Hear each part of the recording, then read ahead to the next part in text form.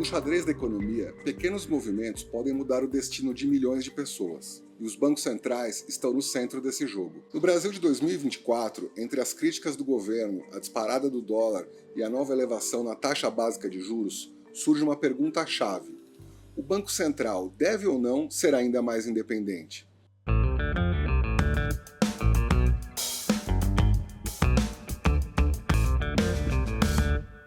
Antes da gente continuar, vamos explicar um pouco para que serve o Banco Central.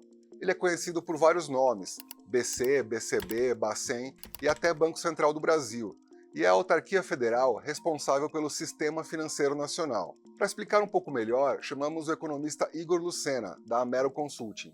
O Banco Central, ele é responsável por vários aspectos do que a gente chama de política monetária. O primeiro ponto é a defesa do poder de compra da moeda nacional, ou seja, ele tem que garantir, através dos seus instrumentos, que ao longo do tempo o real continue a ter o poder de compra de itens básicos da população. Quando você tem uma inflação ocorrendo, preços generalizados na economia, ele utiliza instrumentos como a taxa básica de juros, o compulsório de bancos e outros instrumentos técnicos para regular o índice de preço. O Banco Central ele fiscaliza o setor financeiro do país e ele também guarda as chamadas reservas internacionais. Quando a gente exporta mais do que importa, as divisas estrangeiras ficam acumuladas no Banco Central e através dessas divisas todas as pessoas podem comprar e vender dólares, euros e outras moedas. Foi apenas nos anos 60 do século passado que começou a se pensar em bancos centrais autônomos, isso diante de uma tese desenvolvida pelo economista liberal Milton Friedman. Já nos anos 70, com a inflação disparando o mundo afora, a tese da autonomia dessas instituições começou a ganhar mais força. Aqui no Brasil, a autonomia do Banco Central já é tema de debates há pelo menos 30 anos, tendo sido pauta de diversos projetos de lei.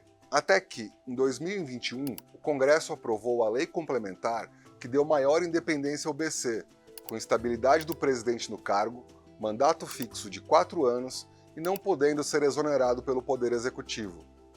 Agora, em 2024, um novo projeto de emenda à Constituição quer dar ainda mais independência, com autonomia técnica, operacional e financeira ao Bacen, transformando a instituição em uma empresa pública e não mais uma autarquia de natureza especial. Se aprovada essa proposta, o BC passará a ser fiscalizado pelo Congresso Nacional com auxílio do Tribunal de Contas da União. Mas ele já não é independente? Independente, como a gente está assistindo hoje, livra ele de qualquer pressão, né? Agora, quando a gente fala de uma possibilidade dele se tornar autônomo ou virar uma espécie de empresa pública, a situação fica um pouco diversa. A inflação, de fato, precisa ser controlada de uma maneira tão radical que diminua o crescimento da economia, isso impacte negativamente a capacidade do governo de se endividar ou de fazer política pública através de dívida, isso é um questionamento válido, isso aqui não pode ser retirado. E dentro dessa PEC, se você fizer essa mudança, pode sim trazer esses elementos para dentro de uma discussão do Banco Central. Dizemos que um banco central é autônomo quando ele pode elaborar políticas como impressão de dinheiro ou estabelecer taxas de juros sem sofrer qualquer interferência do governo. Quem defende a independência do BC diz que ela evita o uso político da instituição, ou seja, ela evita que um governo gaste além do limite, seja por motivos eleitoreiros ou não, e que a inflação saia do controle. Segundo os defensores, a autonomia também evita que um governo mantenha a taxa Selic em níveis baixos de maneira artificial para aquecer a economia de olho na próxima eleição. Mas há também quem acha arriscado deixar que decisões econômicas tão importantes fiquem nas mãos de um grupo de burocratas que não foram eleitos e que em muitos casos são relacionados com o mercado financeiro e com bancos privados, indo contra o projeto econômico escolhido pela maioria dos eleitores. No mundo, os bancos centrais existem desde o século XVII, mas foi nos anos 80 que eles ganharam protagonismo político, especialmente nas figuras de Paul Volcker e Alan Greenspan, no comando do Federal Reserve, o Banco Central dos Estados Unidos. Essa influência aumentou em paralelo com a crescente desregulação dos mercados financeiros, que criou uma série de problemas, como o choque de juros de 79 e a crise do subprime de 2008.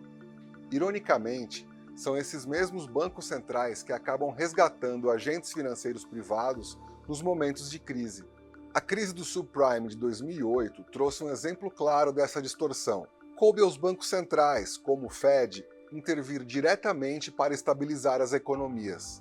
Um estudo do próprio Fed calculou que foram injetados cerca de 14 trilhões de dólares na economia do país para salvar o sistema financeiro. O valor era praticamente o tamanho do PIB dos Estados Unidos naquela época. E apesar de terem todo esse poder em mãos, quase não se fala sobre como democratizar essas instituições. Pelo contrário, querem torná-las ainda mais independentes. Mas independentes de quem? Chamamos o ex-ministro da Justiça, José Eduardo Cardoso, para comentar o assunto. O neoliberalismo, ele fomenta, ele constrói, e hoje ele é um pensamento, um forte dose de hegemonização nas sociedades, de que há certas questões no Estado que não podem ser entregues aos políticos. Claro, há certas questões no Estado que não podem ser entregues àqueles que representam o povo e que teriam que ser questões exclusivamente técnicas, como se houvesse pureza na técnica, como se houvesse técnicos puros. Com isto, obviamente, a despeito das eleições, o mercado acaba tirando o poder decisório dos eleitos para fazer o jogo dos interesses do grande capital.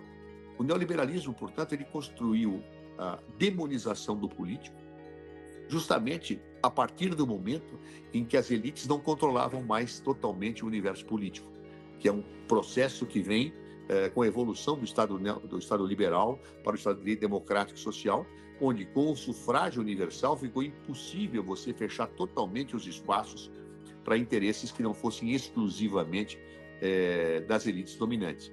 Outro erro comum é comparar o BC brasileiro com o BC de outros países, que vivem outras realidades financeiras. Quando a gente faz uma comparação com o Federal Reserve, com o Bank of England ou com o Banco do Japão, essas moedas são administradas extremamente conversíveis no mundo inteiro e elas são reservas internacionais para os outros bancos centrais.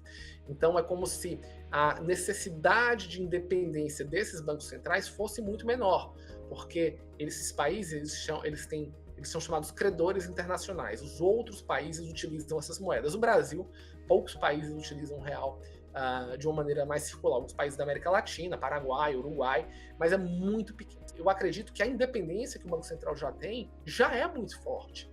Eu acho que o Banco Central consegue, de fato, entregar ou tentar entregar os resultados de uma maneira muito efetiva. A própria taxa de inflação, que ficou muito alta depois da pandemia e dos efeitos veio caindo de uma maneira muito rápida, né? E isso foi uma questão de crítica muitas vezes pelo setor produtivo, mas isso não impediu do Banco Central ter os seus resultados.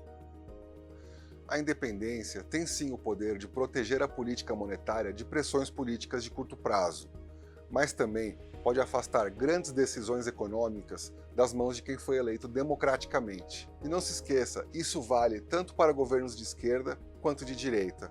À medida que os mercados financeiros se tornam cada vez mais complexos, a necessidade de transparência e de responsabilidade também aumenta. Existe uma famosa frase atribuída a um ex-primeiro-ministro francês: "A guerra é um assunto sério demais para ser deixado aos generais." O mesmo pode ser aplicado à política monetária. Por isso, leia, procure saber. A sua melhor defesa é a informação. Até a próxima!